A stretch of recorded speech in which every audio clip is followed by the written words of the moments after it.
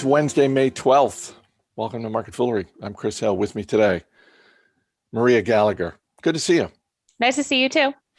We've got more video game earnings. We've got software earnings. We're going to start with sports.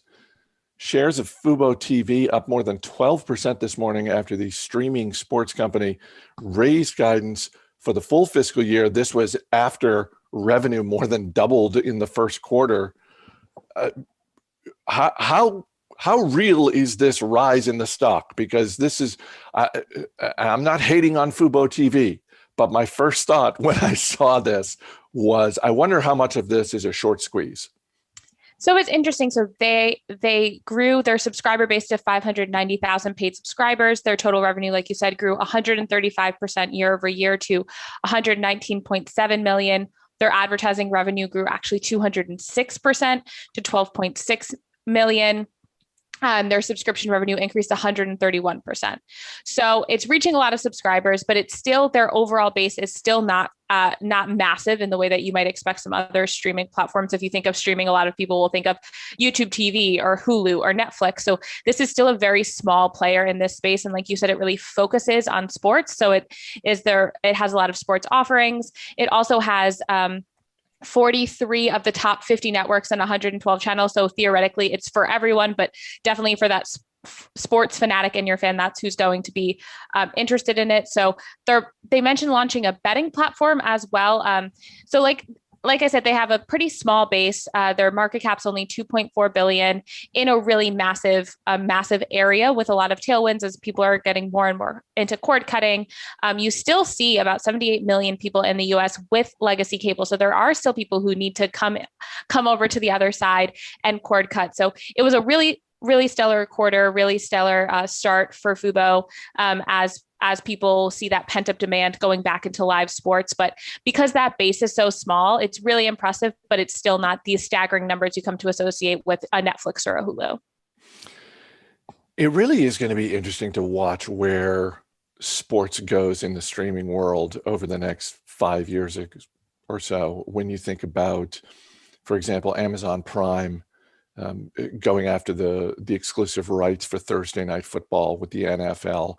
I'm wondering if you look at FuboTV, as you said, the market cap's like $2.5 billion. Do you think this is a standalone company in 3 years? Because it seems like if they get a decent amount of success, maybe someone buys them. I don't know. I have trouble looking at FuboTV and imagining what the future looks like beyond the next couple of years. Yeah, I would agree with that because it started as a soccer streaming platform, which I think is interesting. And so the only thing that they have the exclusive rights to right now is the South America versus Qatar World Cup 2022 qualifiers. So they have a lot of exclusivity within soccer, but in America, at least, obviously you're looking at a lot of people looking at football and baseball. So I think that it's good if you can have this niche, but if you're paying $65 a month, I don't know how big that theoretical base is that's going to say, well, I really want to watch soccer. So I would imagine they're a pretty good acquisition target. And yeah, I wouldn't say that I feel strongly that they're going to be the number one place the NFL would want to go to and say, I'm going to be exclusive with Fubo. That would be a huge win for them. But just realistically, I don't know what they would be offering to the NFL that would make that happen, as opposed to what Amazon can offer. When you're going up against Amazon, Hulu, which is Disney, and Netflix, I think it's a tough game to be a small competitor in. I think history has shown that what the NFL is interested in is a check with a lot of zeros on it. And I don't know that Fubo has that many zeros to put on their checks that they're writing. Let's move on to Unity Software. First quarter revenue rose 41%. That was higher than expected. Their loss for the quarter was smaller than expected. The stock's down a little bit today. I'm not sure I get why that is when you consider how surprisingly good this quarter was. And also, this is a stock that has really been knocked down. I mean, this year to date, Unity Software shares are down more than 40%. Yeah, so with Unity, it's interesting. When people think about software, they are looking for these kind of staggering growth numbers. And Unity repeats over and over. They're saying we're a long-term steady grower of 20%, 30%, maybe 40%. This was their 10th consecutive quarter of 30+% revenue growth. But they're saying, they keep trying to warn people, we're not coming in with 80% growth. That's not our plan. That's not what we're doing. But I think that the expectations are still baked in that they're going to be this massive grower. So you see that kind of disconnect in thinking, but it was a great quarter. The revenue, like you said, was up 41%. They raised their 2021 revenue outlook. Their create solutions were up about 51%. Their operate solutions were up about 40%. Their customers generating over $100,000 in revenue was up to 837, and their dollar-based net expansion rate was at 140%. And something that I want to highlight that's really critical for Unity that I think saw a lot of positive momentum in this past quarter is their ability to create outside of that traditional gaming platform. So new customers came in and household appliances, healthcare, aerospace, government, and retail. So for an example, they highlighted Vertamed, which is developing on Unity for existing and future products, which allows surgeons, physicians, and medical educators to train, virtually in these 3D environments. So a big part of the Unity growth story is going to be outside of that core gaming platform. So it was a really solid quarter from all the traditional metrics. And I also think it was a really positive quarter in terms of showing, we can be useful outside of this core platform. And we are consistently proving that we can be useful for more people than you might have thought going in. So I was impressed with the quarter all around. We talk from time to time about the expectations from Wall Street analysts versus the expectations that any given company's management sets for itself. Pretty impressive that the Unity software management team has been very consistent for the last couple of years in terms of saying, this is what we're going to do, and then delivering on that.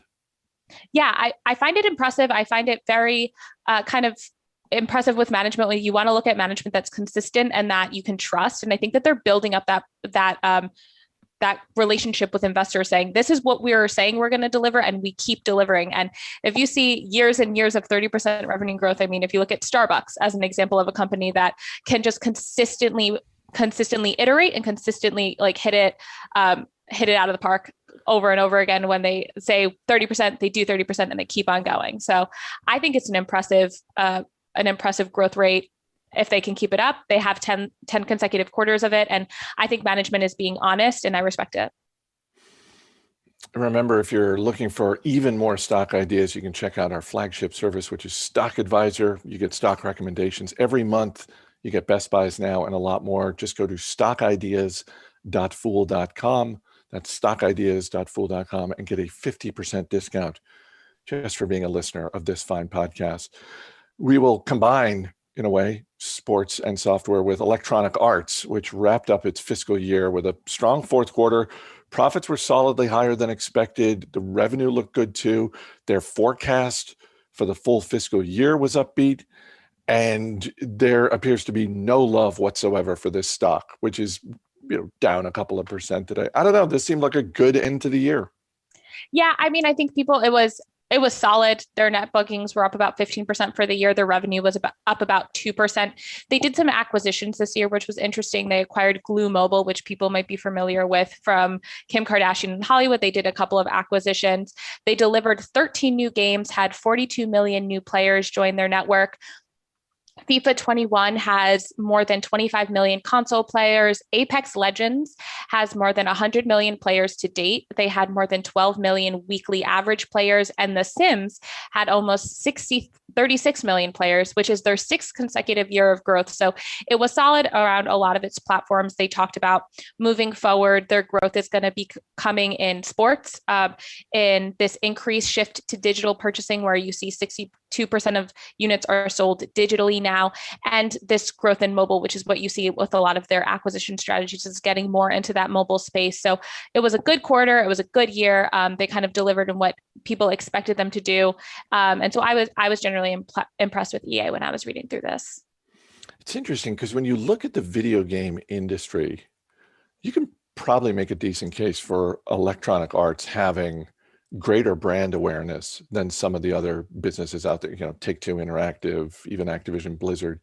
The tie-in with sports that are so popular on a global level. And yet when you look at the stock performance, EA really trails the group. I mean, it's just over the past year, over the past 5 years, it's not that it's down. You've definitely made money over time with Electronic Arts. You just haven't made as much as you would have if you owned Take-Two or Activision, or Blizzard, or even for that matter, Zynga.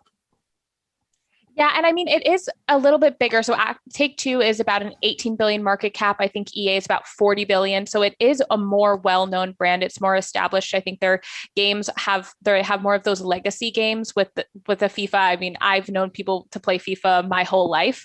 So I think that they're kind of in that legacy space. But with these acquisitions and trying to grow more in mobile, I think that that's going to be kind of interesting to see how they do that moving forward. If you compare them to like a Zynga and see if there's any sort of growth that they can see there in mobile moving forward. You're not a video game person, are you? I like Mario Kart. As do I, but but I wouldn't say I'm a video game person. No. No, but I forget who I had this conversation with recently, but we were talking about just the idea that the sense of loyalty that people have to a particular game. I think it was last week, maybe I was talking to Alicia about Call of Duty, and just how there are people who have, just as you said, you've known people playing Electronic Arts version of FIFA your whole life. There are those people who just say, no, this is the franchise. And as long as companies continue to invest and improve that franchise, make it better, iterate year over year, then those people are just going to stay loyal to that game. Yeah, and with video games, I think it's not always mutually exclusive, right? I think people can be very into Call of Duty and very into FIFA, and it just depends on who you're playing with and depends on your mood. You can throw in Mario Kart sometimes when you have friends like me over who don't want to play intense video games. And so I think that a lot of times people will have their favorites, the things that they're most loyal to, the ones that maybe they'll watch on Twitch, or the ones that they'll spend more of their time trying to iterate and get better at. But I think that you do have a lot of this interest and continued loyalty throughout multiple games and multiple different platforms, which I think is why video gaming is a really interesting and attractive platform, because if you play one, that doesn't mean you're never going to play another. Maria Gallagher, always great talking to you. Thanks for being here. Thanks so much for having me. As always, people on the program may have interest in the stocks they talk about, and the Motley Fool may have formal recommendations for or against. So don't buy or sell stocks based solely on what you hear. That's going to do it for this edition of Market Foolery. The show is mixed by Dan Boyd. I'm Chris Hill. Thanks for listening. We'll see you tomorrow.